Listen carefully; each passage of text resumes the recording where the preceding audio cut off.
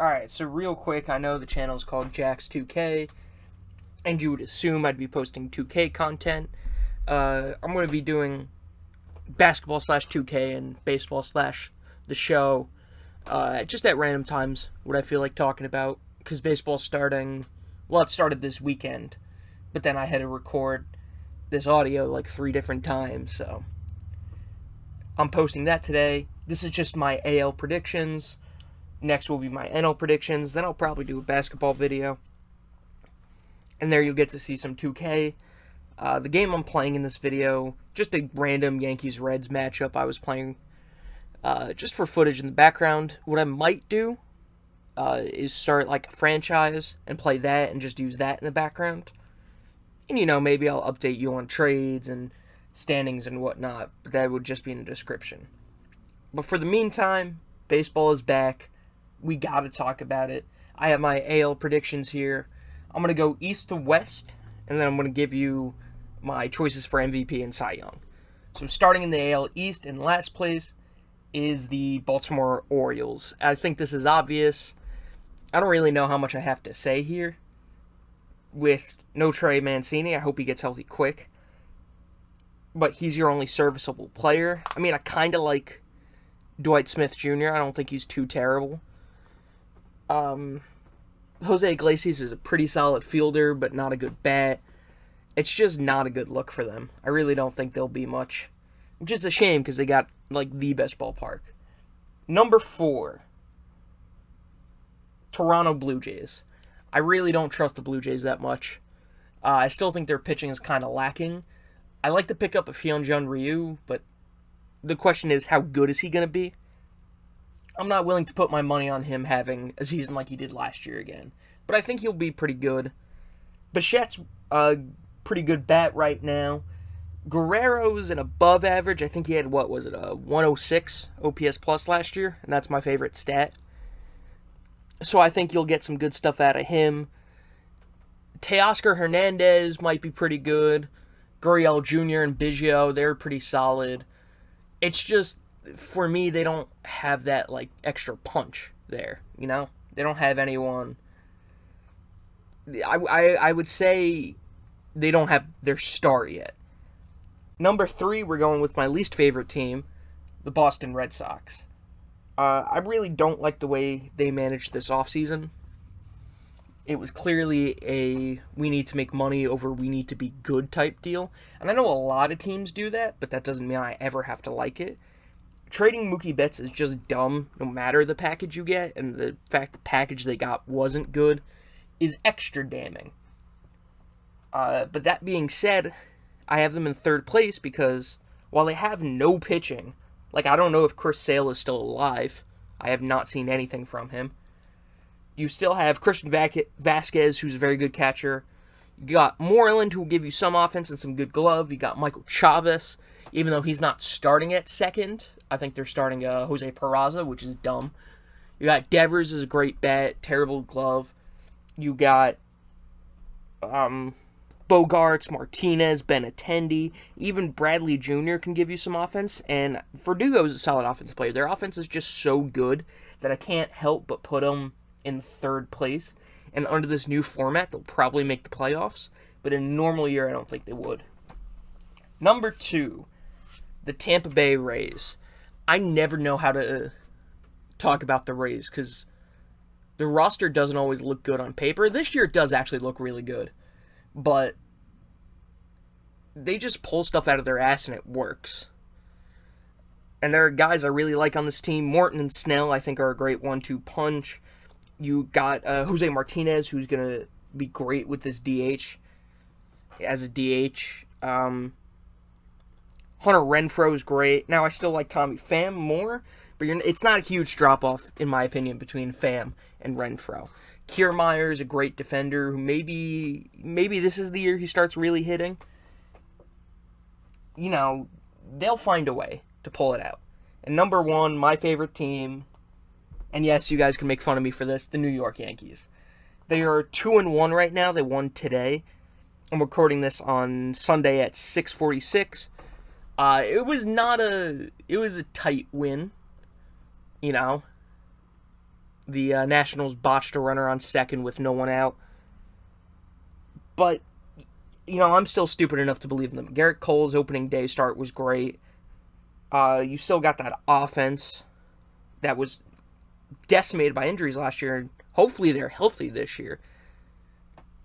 With guys like Stanton, who looks slimmer. You got Judge, who's an MVP candidate at his best. Even Hicks is great. LeMahieu and Urshela, I don't think they'll have the season they had last year. I still expect big things from them. Torres is a great offensive player. Even like Voit and Andujar are great. So I think all that combined with Cole really upping the starting pitching, I think the Yankees take the East. Moving on to the Central, in last place, you have the Detroit Tigers. I don't know if there's a thing to talk about on this team. I watched their opening day game. I listened to their opening day game actually on the radio because I was at work. And it was just depressing. Just not a good game. I don't know why anyone would watch this team besides, let's see the last 5 minutes of Miguel Cabrera. So right above them, almost as bad, but they got a little more. I'm going Kansas City Royals. There's some guys there I think that are still pretty good. You got Whit Merrifield. You got Salvador Perez's glove I think is still great. Even if I don't think his offense is that good. And like Hunter Dozier. And there you go. That's the team you're going to try to win with. So it's a sorry roster, and I think they should trade at least 2 of those guys. If you want to hold on to Perez because he's your franchise player, okay, whatever. I don't think anyone would take him anyway. But other than that, the pitching just is not good. The bullpen's not good. The offense isn't good. It's a sorry roster, too. Now, these top 3 teams, I think, if certain things happen, you could change them out. But number 3, I'm going Cleveland Indians. I don't trust the Indians' outfield because I don't like Domingo Santana, Mercado, or Naquin. I do like Reyes, but I think he'll be DHing unless they're putting him in the outfield and DHing Santana. Neither of them are good fielders, and both of them are pretty decent power bats. And I would love to see Reyes just hit as many home runs as he can, because I think he'll be great, but I'm not sold on that yet. Frankie Lindor is a stud. He's the best shortstop in the game. He's one of the best I've seen in my life. And you put him up the middle with Hernandez. Well, I don't think Cesar Hernandez is a good offensive player. I think he's a very good glove. And Santana, he's great on offense and he's solid on defense. He just walks all the time. My problem with them is, A, you traded Corey Kluber for nothing. Even if his value had gone down, all you got was Emmanuel Clase, who I think is suspended right now for PED usage, and Delino DeShields, who is... He's basically a replacement level with speed. He's not got the best glove. He's got a solid glove. He's not a great hitter. I don't even think the Rangers were starting him last year. Let me check that. Okay, they did start DeShields. But he had a 72 OPS plus. 72. The only guy that had a worse OPS plus is Jeff Mathis. And at least Jeff Mathis is fun. And you gave up your ace for him. And I've already said it. I know that he got hurt, so he had diminished value. But it's still... If that's all you're going to get for him, you do not trade him. And there's some other good pitchers on this team. You got Shane Bieber, who I'll talk about later. You got Mike Clevenger, who I like. Carlos Carrasco. There's some talent here. It's just... I also don't think they could ever put it together. Right above them, I'm going Chicago White Sox. A team I would normally not think make the playoffs. But in this new format, they will. Because you got the top 2 teams from every division. White Sox, to me, are just a solid, not great team. They're not bad. I think Grandal was a great signing. I think Nomar Mazara was a great trade. I think he's super underrated. And then you're looking at guys like Eloy Jimenez, who's a stud. You got Jose Abreu, who I really like. You got Moncada, who has all the potential to be a top player in the game, even if he doesn't always reach it. And pitching-wise, Giolito is either going to be straight trash or a top player in the game. I'm going somewhere in the middle, and that puts the White Sox as number 2. Now, if Giolito pitches like an ace, I could see them hurdling the number 1 team. The other problem with the White Sox is everyone else on their staff. Like, you got Keuchel, who's a solid pitcher. He's going to give you almost 200 innings. Obviously not that this year. If anyone gets 200 innings, just give them the Cy Young. But he's just a solid innings eater pitcher, maybe a 2-3 guy. He's not going to set the world on fire. He's not going to go back to that Cy Young season in 2016, I believe. But he's also not going to lose you games. But other than that, I'm not huge on their pitching staff. I don't think Michael Kopech is pitching. So there's just too much variables there, and I got to put the White Sox at number 2. Number 1 is the Minnesota Twins. Now, they really only have like 1 or 2 great starting pitchers. No, I wouldn't even say great, good starting pitchers. You got Jose Berrios, who I will talk about more later, and you got Jake Odorizzi, who's kind of overpaid right now, but still.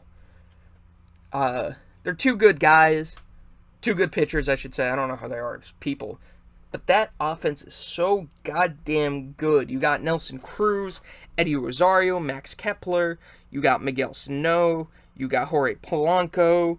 You got Mitch Garver, who looks like he's going to be a stud.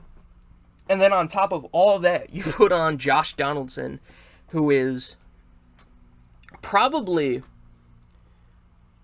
a top 5 third baseman in the league. I think it'd be fair to say that.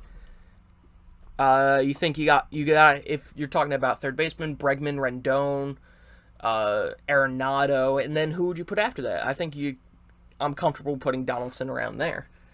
And I think that's just a great move for Minnesota and Donaldson, because the older he gets, you'll be able to DH him. But for now, he's a great DH. He's a great third baseman, I should say.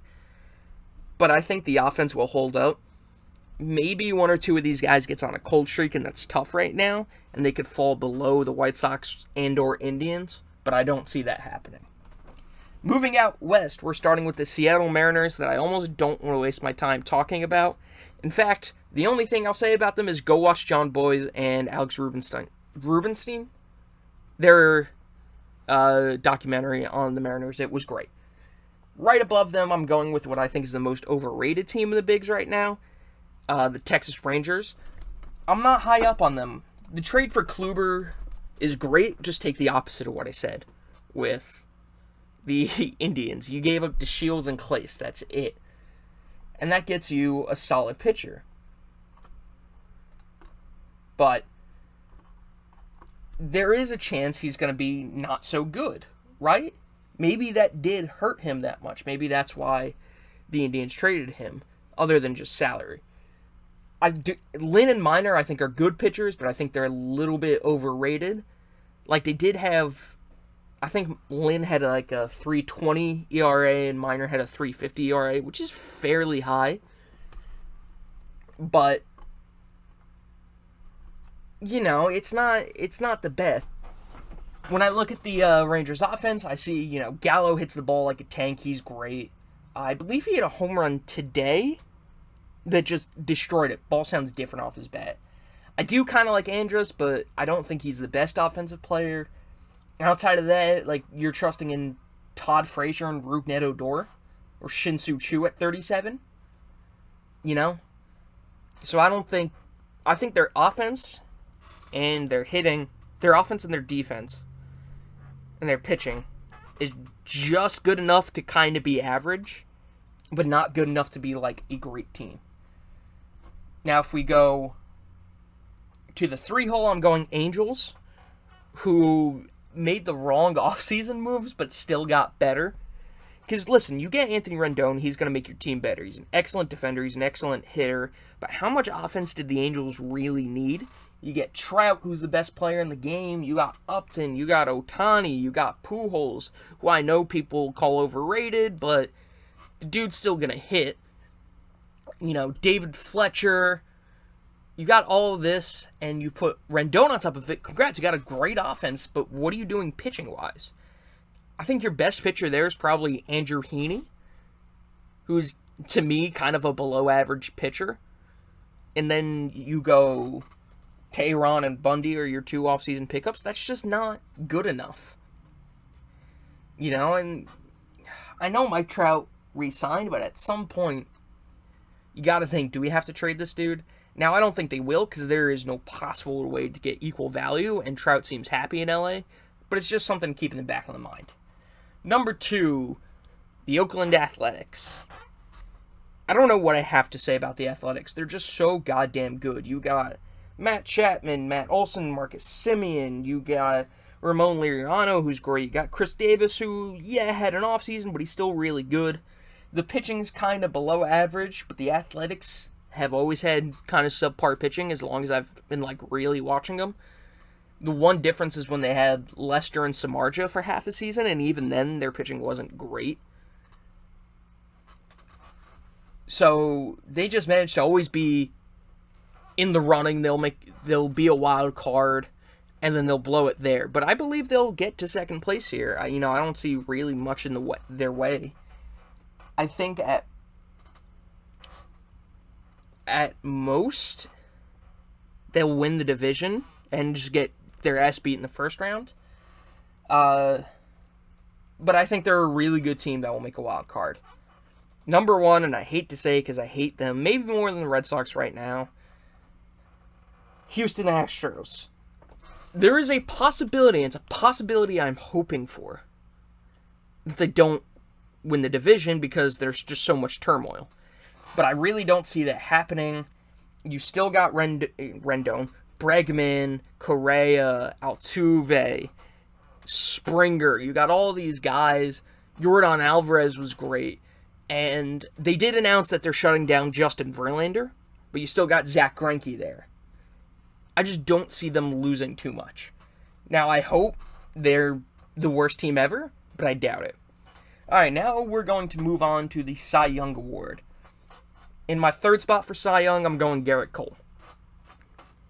Maybe this is Yankees favoritism, but Cole is great, and he's not adjusting to too much of a different run environment. Now, Yankee Stadium at times is a wiffle ball field, but Minute Maid, where the Astros played, that was a high offense area too, and he was still able to dominate there. So I think, maybe he doesn't get the Cy Young this year, but he's going to compete for it. Number 2, I said I was going to talk about him before, Jose Berrios. When I look at Jose Berrios, I see a stud. His pitches move. He can throw hard. He knows how to locate them. But he's never put all of his talents together. And that's really been his problem. I think this year will be the year he does it. And then we're talking about how much that would help the Twins.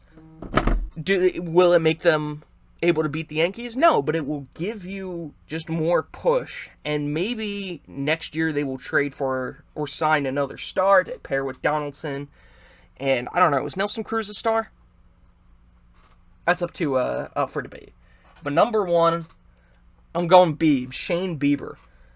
I was never too high on him until I watched Indians opening day, and he struck out 14 through 8, and I think he walked 1. His pitches were moving crazy. It's like he was throwing a frisbee for a slider. It is crazy, and now I'm all aboard the Bieber hype train.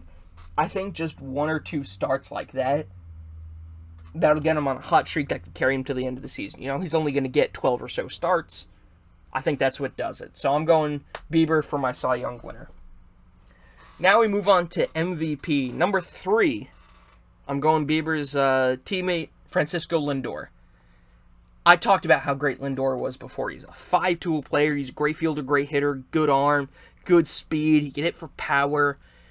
And what I neglected to mention is how I just don't believe in Jose Ramirez anymore. He had back-to-back seasons of subpar hitting. And that's why I don't think the Indians are going to be too good. But if Lindor really does make a crazier jump than I think he's going to, maybe even winning the MVP, Indians could win more.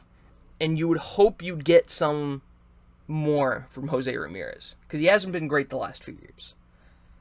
Number 2, I don't even need to explain why he's here, but it's Mike Trout. Best player on the planet. I think really the thing that's going to cost him winning MVP this year is he won it last year. And they're not going to want to give back-to-back. I don't believe so. You know, there's not a thing Trout can't do, and the offense probably, adding Rendon would probably help him and his personal stats. Number one, now this is 100% favoritism, but I will explain it. I'm going Aaron Judge. Yes, it's because I'm a Yankees fan, but when Judge is at his best and when he's healthy, we saw it his rookie year, he could be one of the best hitters on the face of the planet. Maybe he's not the best average hitter, but he'll give you 270, 280. He'll hit a ton of home runs. He can run fairly well. Not going to steal a lot of bases, but he's going to get a lot of doubles. He's got a good arm. He's got a good glove. He just needs to stay on the field. And because of the late start, I think this will let him get on the field and, you know, not deal with all these injuries. And I think with a lot of that lineup protection around him, he's hitting 2 in the lineup. Right before him is DJ LeMahieu. Right after him is Gleyber Torres and Giancarlo Stanton. I think that's going to lead to him maybe getting some more pitches to hit. And he's going to crush him. He's going to hit him 500 feet. So I think, hopefully, as a Yankees fan, hopefully Judge is the one that wins MVP. The Yankees' record wouldn't hurt that. So those are my AL predictions. I know I'm wrong in some places. Like, I don't actually think... I think it's a far cry that Judge is going to win MVP and that Biros is going to take this massive leap. But tell me what you think. Subscribe or don't. That's fine. But in the meantime, this has been Jaxx, and I'll catch you on the flip side.